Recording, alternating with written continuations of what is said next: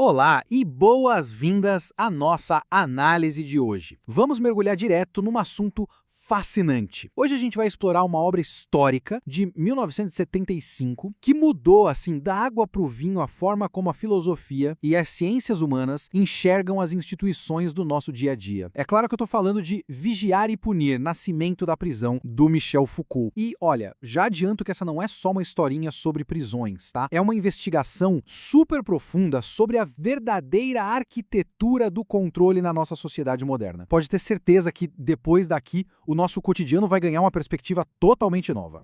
Parte 1. O fim do suplício público.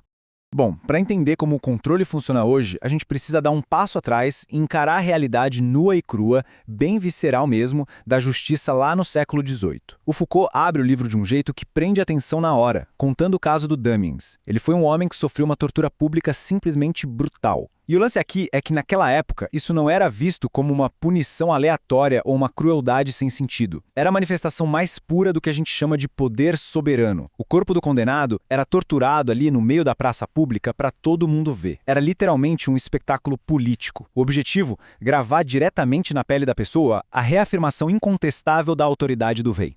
Mas aí, quando chegamos no século XIX, esse modelo sangrento e teatral dá lugar a uma coisa muito diferente. A gente sai do poder soberano e entra na era do poder disciplinar. Aquele espetáculo da praça pública some e quem entra em cena é a prisão moderna, um ambiente fechado, organizado, totalmente discreto. O foco muda por completo. O objetivo não é mais causar aquela dor física extrema, sabe? A meta agora é controlar o comportamento. O alvo passa a ser moldar a conduta, cronometrar o tempo de cada indivíduo, tudo através de uma rotina super rigorosa e, detalhe, bem longe dos olhos do público.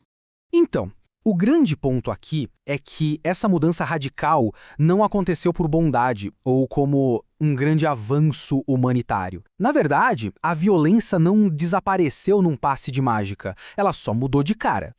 Ela se tornou difusa, racionalizada e, olha, infinitamente mais eficiente. Foi como uma atualização de sistema, sabe? Uma mudança fria e calculada para garantir que o controle sobre a sociedade funcionasse com muito menos atrito e trazendo muito mais resultados.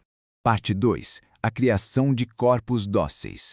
E aí fica a pergunta: qual era o verdadeiro objetivo por trás de todo esse novo poder disciplinar? Acontece que a disciplina não está aí só para reprimir ou castigar. A função principal dela é, na verdade, fabricar um tipo bem específico de pessoa, o que Foucault chama de corpos dóceis. A ideia é criar sujeitos que sejam, ao mesmo tempo, totalmente obedientes e economicamente úteis. Pense um pouco naquelas fileiras retinhas de carteiras numa sala de aula tradicional, ou nas sirenes tocando nas fábricas, na rotina super rígida de um quartel. Não é coincidência que tudo isso se pareça tanto. Todos esses lugares usam a organização rigorosa do espaço e do tempo para treinar e moldar indivíduos para que eles sejam altamente submissos e, claro, produtivos.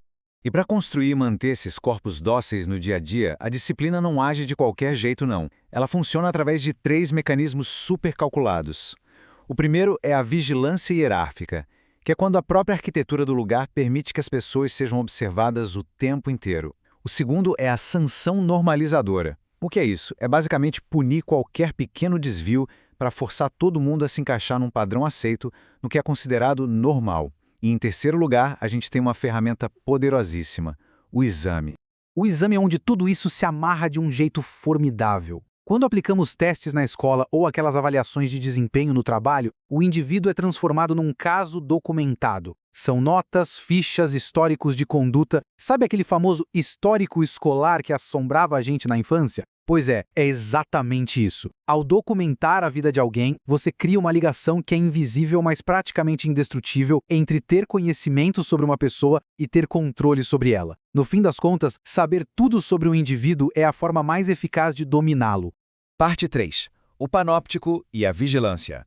Agora a gente chega na metáfora arquitetônica central que sustenta quase toda a teoria do Foucault sobre a nossa sociedade: o panoptismo. Essa ideia vem de um projeto real de prisão, pensado lá pelo filósofo Jeremy Bentham, chamado panóptico. Imaginem só, um prédio circular, enorme, com uma torre de guarda bem no centro. Dessa torre, o guarda consegue enxergar o interior de todas as celas ao redor, que ficam super iluminadas. Mas por causa do desenho e da luz, os prisioneiros nunca conseguem ver se o guarda tá ou não lá na torre. O efeito psicológico disso em quem está dentro da cela é algo absurdo, muito profundo. E o que é realmente interessante aqui é a genialidade, digamos, perversa desse sistema. Ela está na pura economia da coisa. Como a pessoa nunca tem certeza absoluta de que tem alguém na torre olhando para ela naquele exato milissegundo, ela acaba presumindo que está sendo vigiada o tempo todo. E qual o resultado disso? A força física simplesmente perde a utilidade. A pessoa internaliza a vigilância e começa a monitorar o seu próprio comportamento, ou seja, a mente se torna a própria cela. Isso ilustra brilhantemente o motivo do Foucault usar o panóptico não só como um exemplo de prisão, mas como um molde perfeito para explicar o poder na nossa sociedade. É um poder automático, invisível e despersonalizado que está operando em todas as nossas instituições do dia a dia. A escola, o hospital, a fábrica e o quartel. No fundo, todos eles operam sob essa mesmíssima lógica panóptica. Parte 4. O fracasso útil da prisão.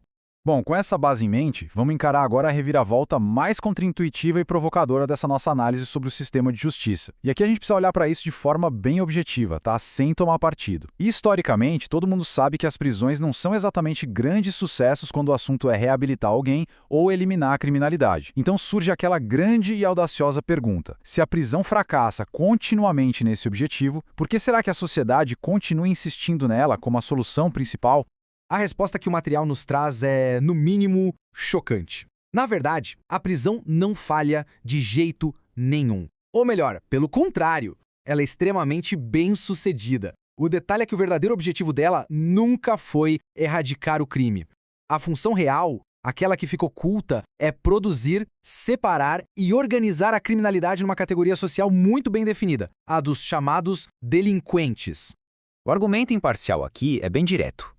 Ao isolar um grupo específico e marcar essas pessoas para sempre como delinquentes, a sociedade acaba criando um bode expiatório visível. E isso permite que os sistemas de poder justifiquem uma vigilância muito mais pesada sobre o resto da população, a população dita normal. Além disso, manter essa classe isolada e confinada cria uma espécie de laboratório humano. É o que dá origem e justifica novas ciências super especializadas como a criminologia e partes da psiquiatria. Áreas que servem, em última instância, para classificar as nossas mentes e reforçar ainda mais essa teia de controle social. Parte 5. A microfísica do poder. Vamos em frente e ver como isso tudo constrói a conclusão filosófica mais grandiosa dessa obra, onde o poder realmente fica escondido no mundo moderno. A velha maneira de enxergar as coisas dizia que o poder era algo vertical, sabe? Aquela crença de que o poder está lá em cima, concentrado estritamente no Estado, no monarca, numa figura central. Mas a realidade nos mostra a microfísica do poder. Foucault diz que o poder real é descentralizado. Ele não é um objeto que a gente tranca num cofre. Ele é uma rede infinita de energia que circula o tempo inteiro, nas práticas mais banais do nosso dia a dia. Desde o jeito como as mesas do escritório são alinhadas, até a forma como a gente preenche um formulário no médico. E a verdade é que todos nós participamos ativamente dessa rede. E o núcleo brilhante dessa microfísica é a famosa e inquebrável rede do poder saber. As fontes detalham que é simplesmente impossível separar uma coisa da outra. Toda vez que uma instituição exerce algum tipo de poder sobre alguém, ela acaba extraindo e produzindo um conhecimento, uma verdade sobre aquele grupo. E cada novo estudo, cada diagnóstico, cada dado coletado serve para justificar e refinar ainda mais os métodos de controle. As nossas instituições não servem só para organizar a gente, elas literalmente definem o que é ser normal e o que é ser anormal.